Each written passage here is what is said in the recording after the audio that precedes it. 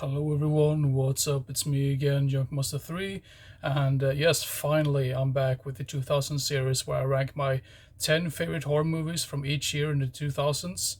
And at this point, we're at the year 2007, and this is where, this is a really good year in general. I think it's actually a little bit better than like 2004, 2005. I think definitely 2005 is like one of the low points when it comes to horror films, in my personal opinion, but 2007 brought us great films, and these are my 10 favorites that came out that specific year.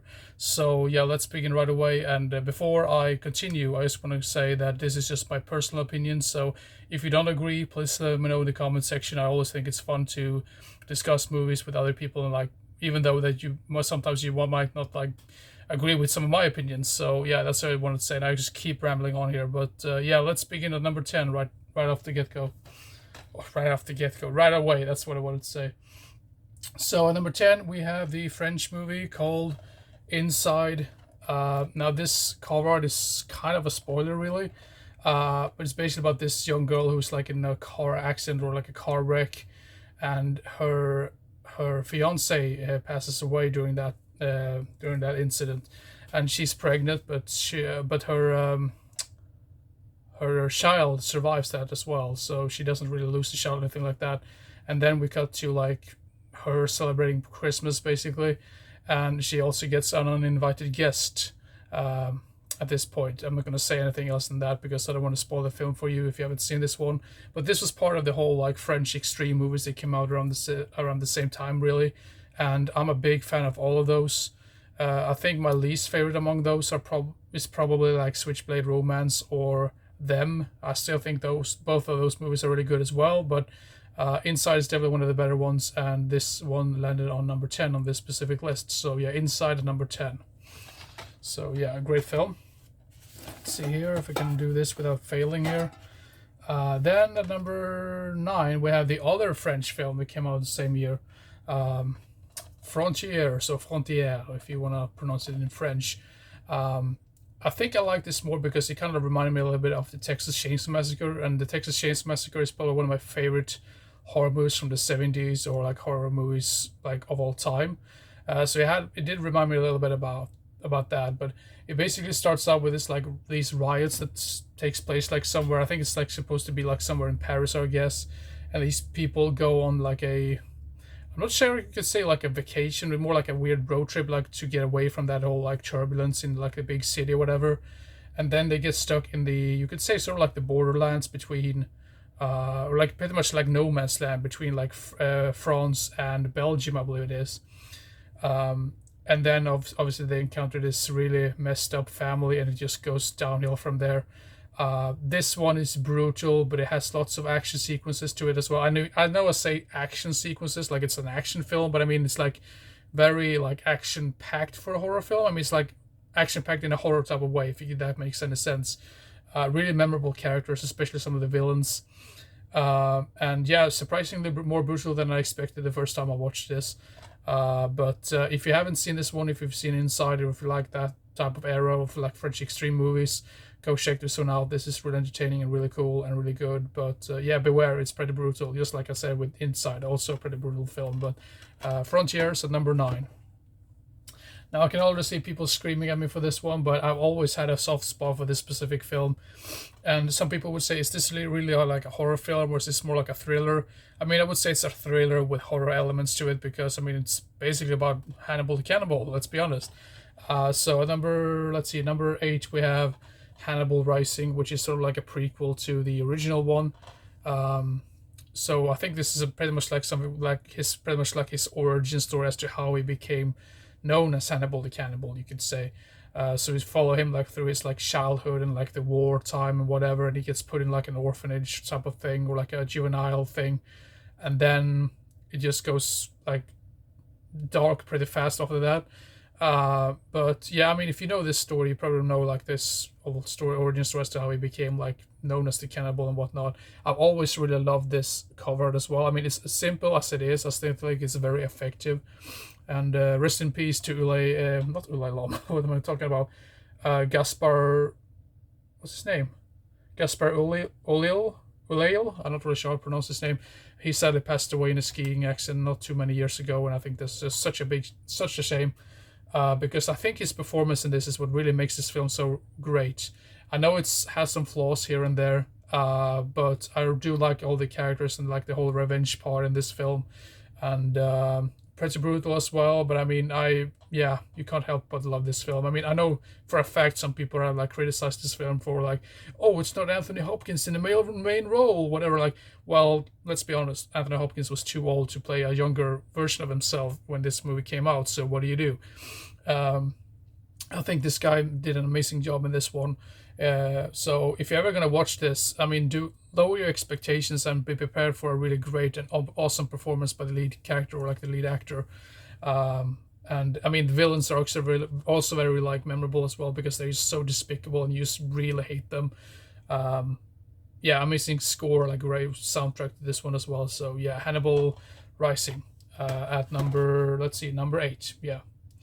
Then we have this one. Now, this one, if I would have made this video like 10 or 15 years ago, I'd probably say this is much higher up on the list. But I've seen this film plenty of times before. Don't get me wrong, it's still an amazing film, but I think it's sort of like lost some of that touch to it. And I think it's just because of that shocking ending. And when you've seen the film so many times, it's not as shocking anymore, but you get what I mean. So at number 7, we have The Mist right here. And when I say about the ending, you know, for those of you who've seen the film, you pretty much know what I'm talking about when it comes to the ending. Really shocking and really sad and really, yeah, I'm not going to say anything else than that, but it's a Stephen King adaptation directed by Frank Darabont, who's probably most famous for directing The Shawshank Redemption and The Green Mile. Those are the first two that comes to mind. I think he made something else as well in the 90s, but I just completely lost track of what that movie was. But yeah, basically about these people that takes... are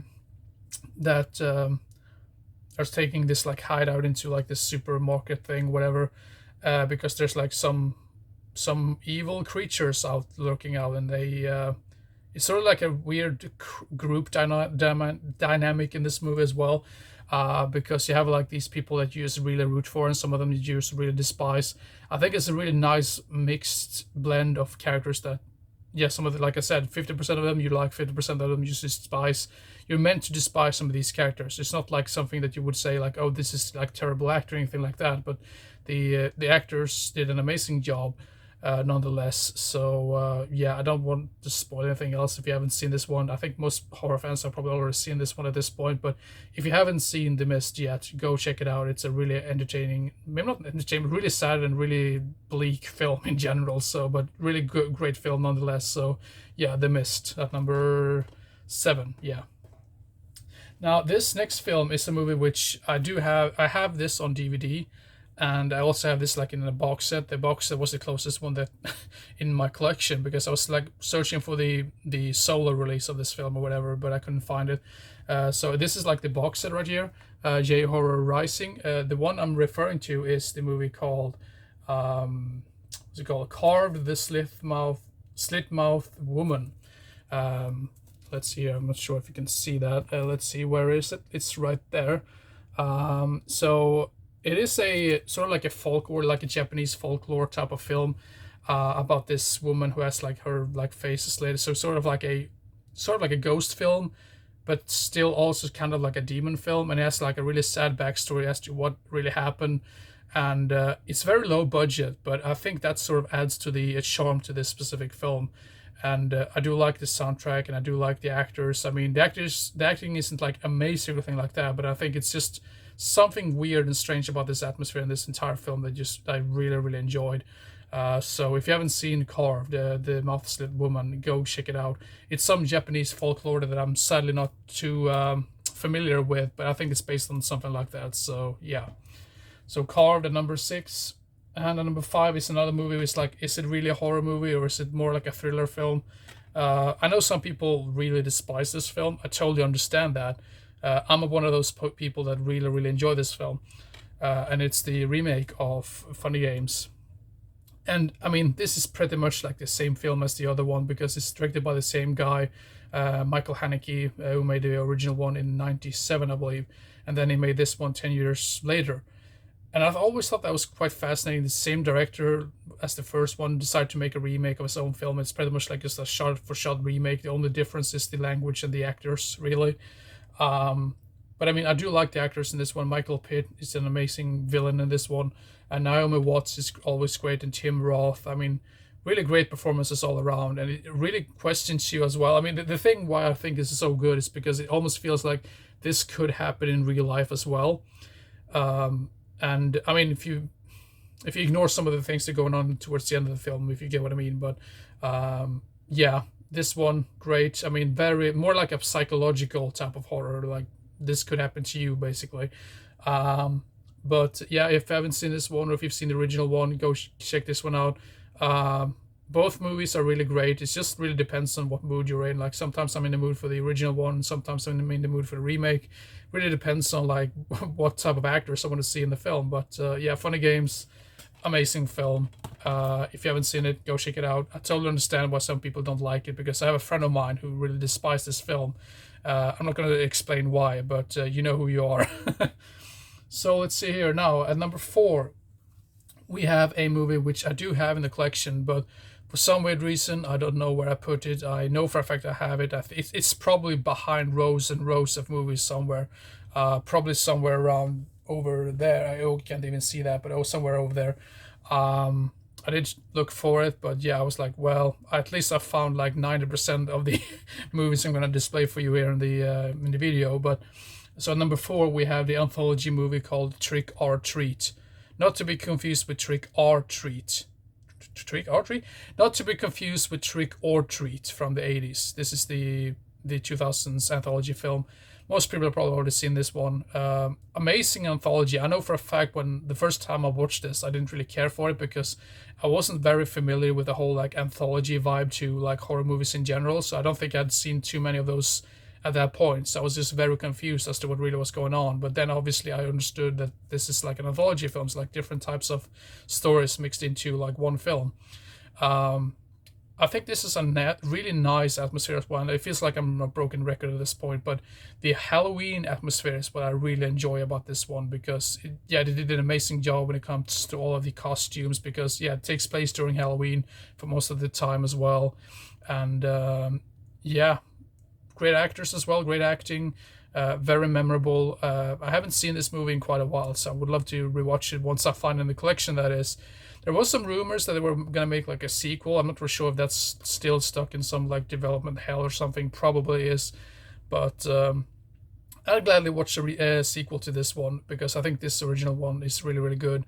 And yeah, most people have probably already seen this film, so I don't really know why I keep talking about it. But it's great nonetheless. So if you haven't seen it, go check it out. Trick or Treat, really cool anthology film. Definitely one of the better ones from the 2000s, I would say, when it comes to anthology films, or like anthology horror in general. So yeah.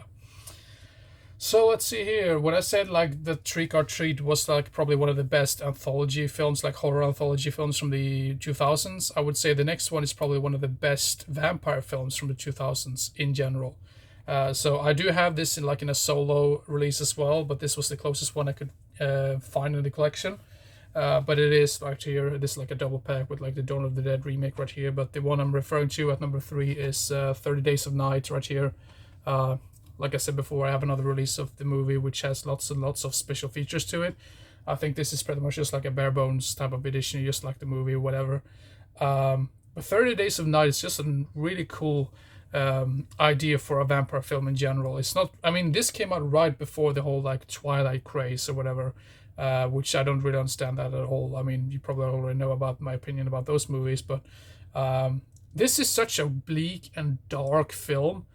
And it just felt like we haven't really seen vampires in that type of environment before, like they portray them like in this film.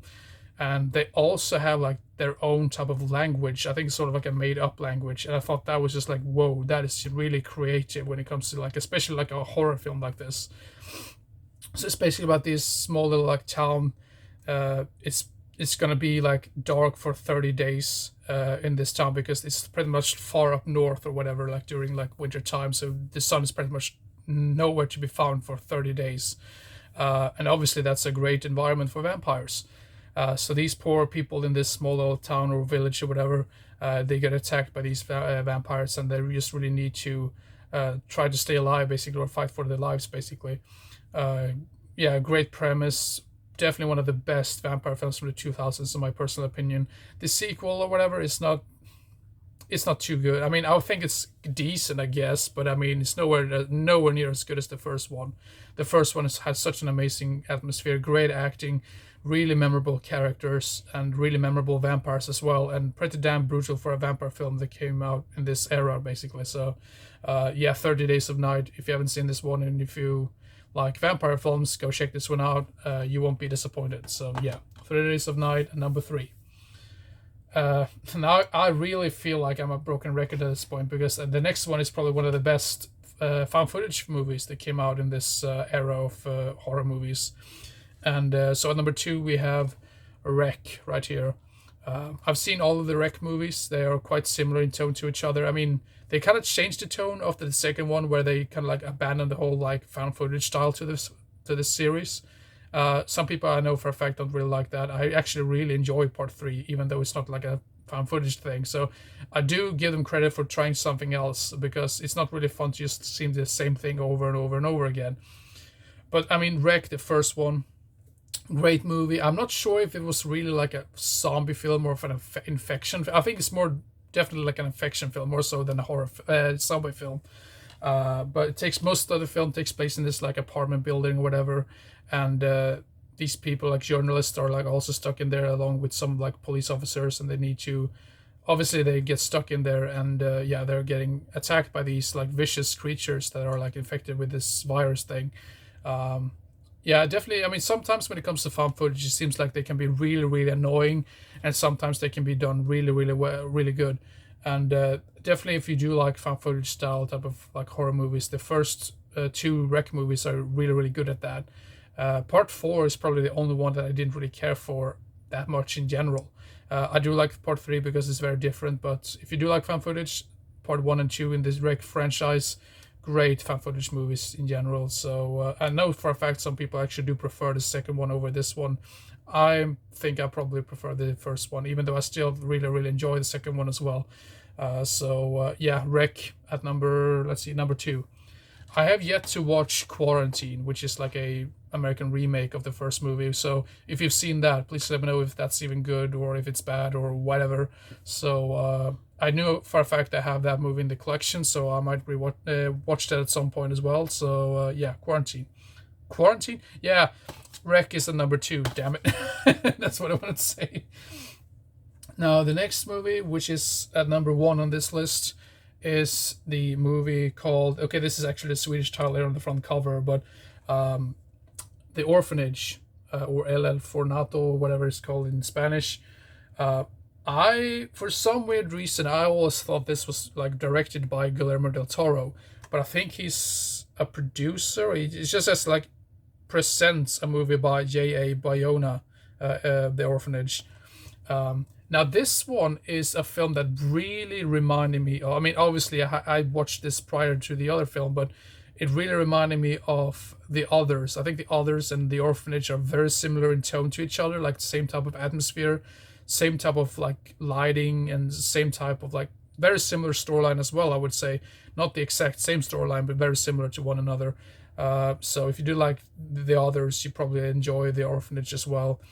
Really creepy. I mean, this is how you should make a ghost type of horror film in general, because I think that really has started to get really bad when it comes to, especially the ones that came out like between 2010 and 2019 and so on. Those like ghost horror movies were just really terrible. Watch and learn from The Orphanage, because this is an amazing like ghost type of like horror movie, and it doesn't necessarily only rely on jump scares, which I think is really good as well, because this one relies more on the creepy build up to the whole like finale, and really like really creepy atmosphere in general. So if you haven't seen The Orphanage, go give it a watch. I really, really enjoy this one. This is another one which I haven't seen in quite a while, but really sad, really cool, really, yeah, really great film altogether, like in general. So yeah, The Orphanage at number 1. Yeah, great film. Surprisingly, 2 Spanish horror movies, I guess. Is the other one Mexican? I think both of them are Spanish, right? Yeah, they have to be Spanish both. But that's quite fascinating. The two Spanish films ended up in the top spot for this particular specific list or whatever. So, but anyway, there we have it. That's my top 10 favorite horror movies from the year 2007. Next video, I'm not really sure what the next video is going to be about, because I made like a small little poll on my channel where you could vote for if you want me to display the Vinegar Syndrome Blu-ray collection or the Arrow Blu-ray collection, or Arrow collection, Arrow Video Blu-ray collection. At this point where I'm making this video, I think Vinegar Syndrome has more votes than Arrow Video, so we'll see. I think I'm probably going to prioritize that Vinegar Syndrome Blu-ray collection video. But before that, I'm probably still going to continue with the 2000 series. So we only have 2 years left, which is 2008 and 2009. So that's going to be like my top priority for making videos or whatever. And then obviously I'm probably going to make the the collection overview for those Blu-rays. So like that companies, whatever. So anyway, hope you enjoyed this particular video. Have you seen any of these movies? Please let me know in the comment section. Give it a thumbs up or whatever. Subscribe to my channel if you want to, if you don't want to miss out on any similar videos like this in the near future. And yeah, take care everyone, and see you in the next one. Bye bye.